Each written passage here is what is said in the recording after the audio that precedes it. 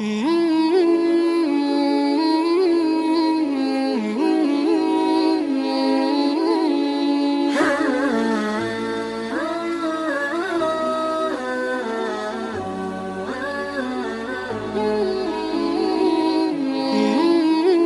صحابی نے اپنے بچے کی شادی پر اپنے گھر میں لائٹنگ نہیں کرائی، لیکن آپ کو دنیا کا کوئی عالم یہ فتویٰ نہیں دے سکتا کہ لائٹنگ کرانا حرام ہے۔ آپ شادی کے موقع پہ ساری گلی سجا لو، آپ ساری چھتوں پہ لائٹنگ کرا لو، کوئی آدمی یہ آپ کو فتویٰ نہیں دے سکتا کہ شادی کے موقع پر لائٹنگ کرانا جائز نہیں۔ کبھی سنا ہے آپ نے کسی سے؟ بولیے، یہ جائز ہے، جائز پیسے ہیں تو ٹھیک۔ بلکہ میں اس سے آگے بڑھتا ہوں، اس سے تھوڑا اور آگے جاتا ہوں۔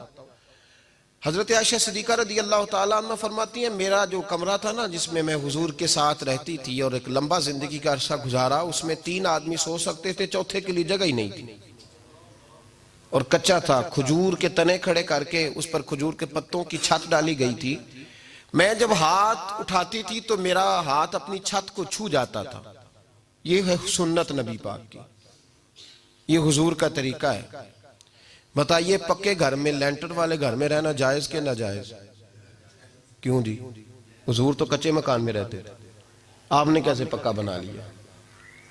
اللہ کی محبوب علی دین کو اس کی اصل بات میں سمجھیں۔ آپ ایسا نہ کریں جس میں انتشار اور امت تقسیم ہو، اس کا اصل مزاج دیکھیں۔ مہندی کے موقع پہ اگر کوئی آدمی 6 دیگیں دال چاول کی پکاتا ہے تو منع نہیں، جائز پیسوں سے پکائے۔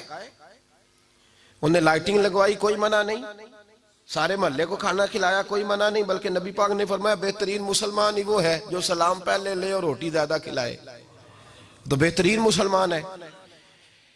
ناجائز کیا ہے؟ ناجائز ہے شادی کے موقع پر بینڈ باجا بجانا، اس میں رقص کرنا، اس میں بھنگڑے ڈالنا، عورتوں مردوں کا اختلاط ہونا، عورتوں کی مووی بنانا، یہ چیزیں ناجائز ہیں۔ تو جو ناجائز ہے اس پہ پابندی لگائی جائے گی، جو جائز ہے اس کے بارے میں یہ کہا جائے گا کہ بھائی احتیاط کی جائے، سنت کی طرف دیکھا جائے تو بہتر یہی ہے۔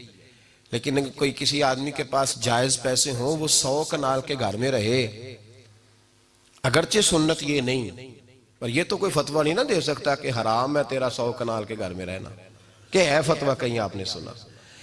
تو ہمارے ہاں تکلیف کا معاملہ یہ ہے۔ دیکھیں میرے بھائی، کسی بھی صحابی نے، بڑے درد کے ساتھ بات کر رہا ہوں اور یہ میرا درد ہے، میں درد سے اپنے دل کو، اپنے ایمان کو حاضر ناظر کہہ کے بات کر رہا ہوں۔ امت بٹ جاتی ہے ہر موقع پہ یار، ہر جگہ ہی تقسیم ہو رہی ہے امت مسلمہ۔ ہر روز کچھ نہ کچھ فتوے ایسے مل جاتے ہیں جس میں دراڑیں پڑتی ہیں۔ کسی صحابی نے کسی مسجد کے اندر اشتہار چھپوا کے، اعلان کرا کے درس قرآن کرایا ہے کبھی؟ سیرت النبی کا جلسہ، ختم بخاری، مدرسے کا دستار فضیلت کا جلسہ، آپ نے اشتہار پڑھے ہیں نا؟ یہ سارے مکاتب فکر کے ہوتے ہیں کہ نہیں ہوتے؟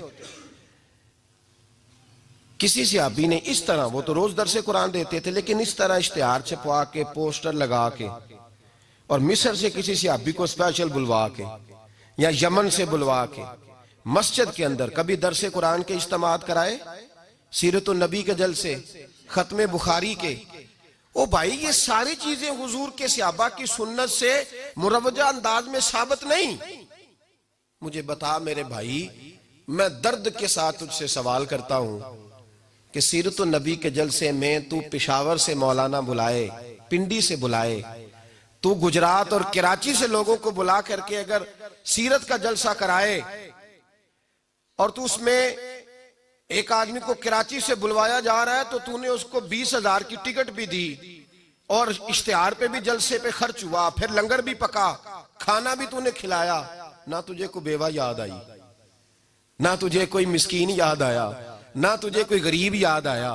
حالانکہ کہنا چاہیے تھا نا یہ جو ₹1,00,000 لگ رہا ہے کسی بیوہ کی خدمت کر دینی چاہیے، یتیم کو دے دینا چاہیے۔ درد کے ساتھ بات کر، سوال میرا یہ ہے کہ وہی کام جو سیرت کے جلسے میں ہوتے ہیں، پہلے تلاوت ہوتی ہے، پھر نعت ہوتی ہے، پھر کسی عالم کا بیان ہوتا ہے، وہی کام صرف نام بدل کے کیا جائے، عید میلاد النبی نام رکھا جائے صلی اللہ علیہ وسلم۔ یہ میں آپ کے ذہنوں پہ دستک دے رہا ہوں، تقریر نہیں کر رہا، صرف دستک دے رہا۔ او بھائی دیکھو، ایک آدمی وہی کام نام بدل کے کرے تو جائز ہے،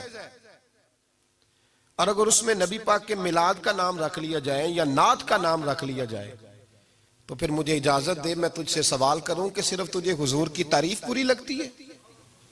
پھر مجھے اجازت دے کہ میں تجھ سے پوچھوں کہ صرف تجھے نعت اچھی نہیں لگتی؟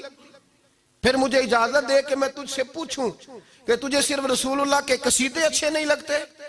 دے مجھے اجازت کہ میں تجھ سے سوال کروں کہ جہاں ذکر رسول کی بات آئے وہاں تو پریشان کیوں ہوتا ہے؟ تجھے پتہ ہی نہیں یہ تو وہ ذکر ہے کہ رب فرماتا ہے تم بیان کرو نہ کرو وَرَفَعْنَا لَكَ ذِكْرَكَ، محبوب میں نے خود تیرے چرچے ساری دنیا میں بلند فرما دیے۔ اور نبی پاک نے پوچھا حضرت جبریل سے کہ چل جبریل تو بتا میری امت کو پتہ چلے رب نے میرا ذکر کیسے بلند کیا ہے؟ تو جناب جبریل کہنے لگے محبوبہ رب فرماتا ہے میرے نبی سے کہہ دے جہاں جہاں تیرے رب کا ذکر ہوگا وہاں وہاں تیرا بھی ذکر ہوتا رہے گا۔ یہ تو محتاج ہی نہیں کسی کا۔